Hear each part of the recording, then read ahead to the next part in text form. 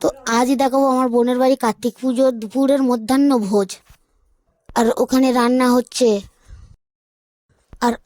হচ্ছে আর আমাদের ভাত খাওয়ার জন্য বসে গিয়েছি। আর সঙ্গে ছিল ভাত, ডাল, মাছের মাথা দিয়ে, আর আলু পোস্ত ভাজা, পাঁচমেশালি একটা সবজি চিংড়ি দিয়ে, আর ছিল কাতলা মাছের কালিয়া। তো কাতলার কালিয়াটাও খুব সুন্দর হয়েছে, খুব সুন্দর টেস্ট।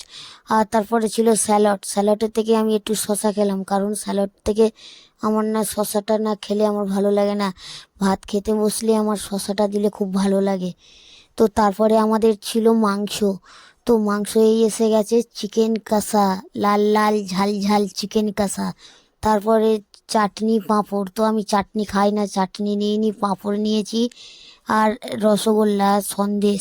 তো রসগোল্লা একটা নিয়েছি, সন্দেশ একটা নিয়েছি। তারপরে আসলো আইসক্রিম। আর আইসক্রিমটা আমরা যেহেতু ভিডিও করছি বলে ওই জন্য আইসক্রিম